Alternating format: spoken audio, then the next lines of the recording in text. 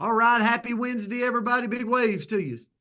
Good to see you this morning. Wait, let me get both hands up. There we go, Alan Schultz. Good job. Sheila? Sheila's working. She's working. All right. Good to see everybody this morning.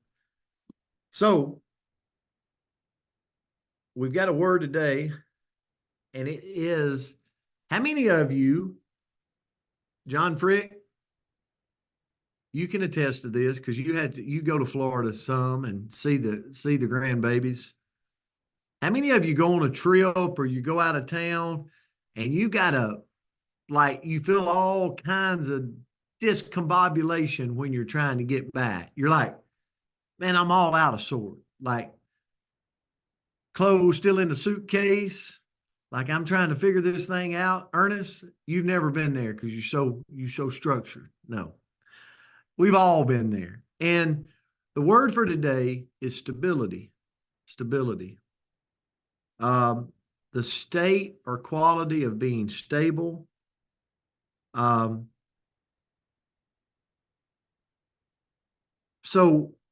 I come across this quote. It says, the stability we cannot find in this world,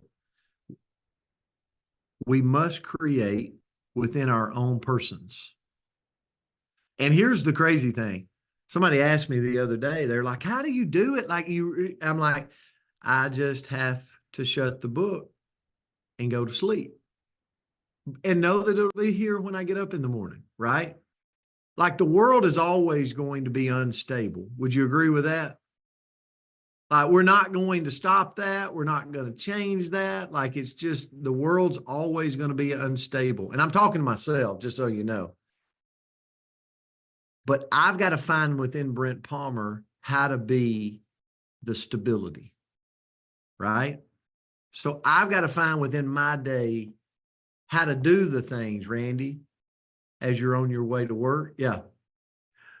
I got to do the things that I need to get done. Like if it's the walk, then I got to do it. I can't blame the world because I know the world's going to be unstable.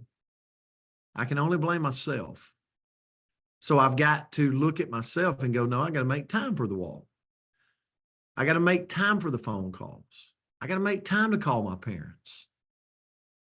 Okay. And so the stability we cannot find in the world, we must create within our own persons. And here's the thing. What it does, in my opinion, is it makes us emotionally stable. When we have stability, when I'm getting to do my walk, when I'm eating right, when I'm making my phone calls, when I'm when I'm having conversations with people that are not with our company, I'm so stable. I'm so happy. And so a person who's emotionally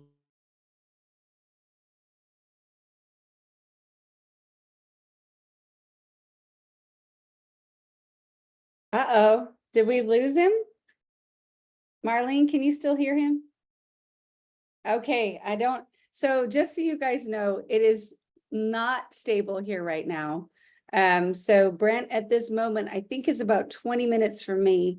And here we're having a big storm. So what I would call a big storm. Oh, he's back. Are you back? I'm here. Can you hear me? I'm Yep. here. I'm here. I'm so sorry. We're having a big storm this morning, so it must have cut my Wi-Fi. So I don't know if you heard me about emotionally stable people are calm during stressful situations. They really fight against negative feelings. How many of you tell yourself things like you're prospecting somebody and they ghost you and you have all this in the back of your mind, how that person don't like you, that person is running from you. And then you find out that person just had to go take the dog to the groomer and they weren't even thinking about you. You know, like an emotional stable person is not telling themselves all this negative stuff in their head that's getting them all out of whack, right? But an emotionally stable person also has a degree of self-esteem. And so sometimes if people are unstable, their self-esteem might not be where it needs to be. their confidence might not be where it needs to be. And so they're having all these self-talks in their head. And then the biggest thing is emotionally stable people. Have you ever worked with a team? I know this. We all have, right? Is there going to be conflict? Is there going to be conflict? 1,000% of the time. But emotionally stable people work through the ordeal. They just work through the ordeal. They don't let the ordeal overcome them and end up spiraling them out of control. So, Andrea, we all want to be more emotionally stable, I would think. That was I guess, what I came up with today when I looked at this word. So I'll turn it to you. Well, great lesson this morning, Coach. And what I found, the quote that I found was, the key to success is emotional stability. And that's Warren Buffett.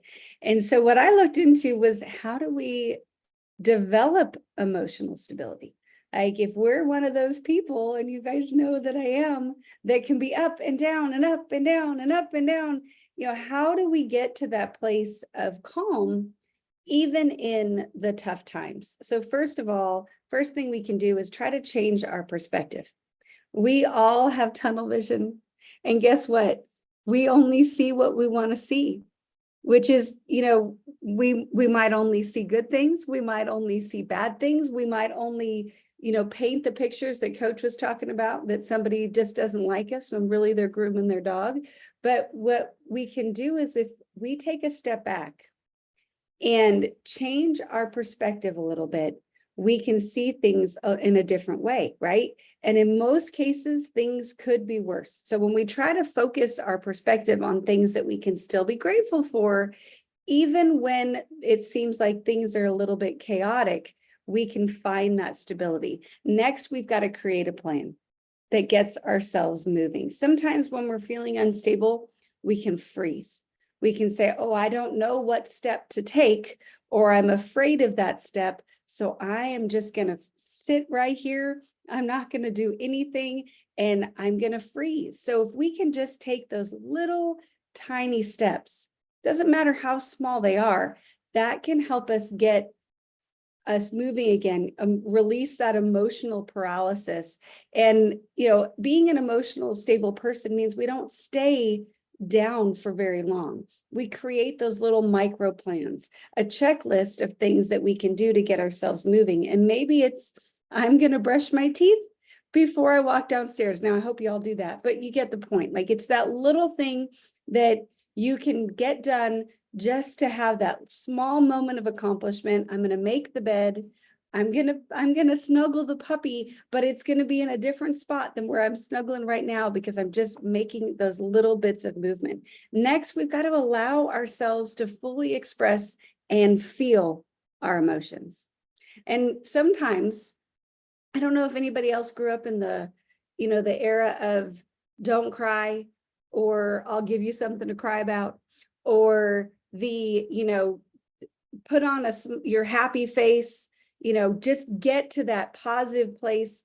And we're supposed to suppress and dump all those negative emotions. But guess what? We're human, and we've got the whole spectrum, every single emotion, and we're going to feel them. And if we stuff those all down, that's going to create incredible instability. So find a way to express it. And I don't mean, throw dishes across the room or whatever it looks like, right? Where we can explode with our emotions, but take the time to say, what am I feeling right now? Like, what is Andrea feeling? Am I anxious? Am I happy? Am I angry? Like, there's all kinds of emotions. Take a moment to see what you are actually feeling, touch in with yourself, and treat those emotions with respect, because every single emotion has value. They're all important. They all get us to the next step. So we got to feel them all, and we've got to express them all in an appropriate way. Next, if we want to be emotionally stable, we got to recheck our expectations. And I hear Coach in my head whenever I think about this, because I can be, oh gosh, what's the movie that you tell me that I do?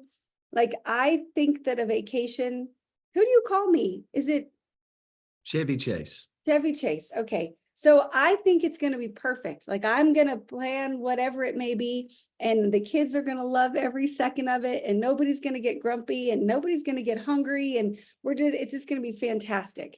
And then we have the first pit stop where, you know, we can't quite fit everything in the car, or somebody has to go to the bathroom one more time, or whatever it may be. And I can get myself in a little negative headspace because my expectations weren't being met. But what I have to realize is that I'm delusional sometimes. So my expectations need to be checked, right? I've got to accept the fact that things can go wrong for a million different reasons, so that when life happens, it doesn't throw me off course because it's not a complete surprise. Emotionally stable people appear calm in crazy situations because they're not shocked. They expected it. They said, oh yeah, we went to the beach. There's a good chance there's going to be some wind, right? They just understand that life is going to happen. If we want to be emotionally stable, we got to check those expectations so we can understand that too. Next, we got to recognize our triggers. And, you know, take note of the things that stress you out. I know beyond a shadow of a doubt that when my house is a disaster, I am a disaster. Like it freaks me out. I can't handle it. And it makes me a high-strung monkey. And if you came over right now, you'd see why I was a high-strung monkey. So I've got to take the time to deal with that trigger so that I can be a little bit more calm in my space. And then lastly, find some activities that calm you. Try to find some things that you can do that bring you peace. I'll tell you my favorite spot to sit, not today when it looks like this out there, but nine days out of 10 is just looking over the pool. I love watching the water move. It's so peaceful. There's little birdies. Sometimes we see squirrels. It's very exciting. And I get into this incredibly calm space because I'm in this calm environment. So find things that bring you that peace.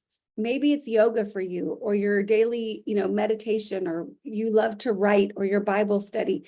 It doesn't matter. Maybe for you, what calms you down is to jump on a trampoline. I have no idea. But find something that brings you that sense of peace and that calmness so that you can breathe, that you can be alone with yourself and your thoughts so you can get yourself to a stable place. So Andrea, just so you know, people were saying you read my mind. You read my mind. So we all need a little stability. You know, it's always a good word to look at. It almost calms you down a little bit. It's like, okay, I'm not so abnormal. Okay. No, guys, we hope you have a great Hump Day Wednesday. We love you. We're grateful for you, and we'll see you back tomorrow. Love you guys. Have a beautiful day. See you soon. Thank you so much. God bless.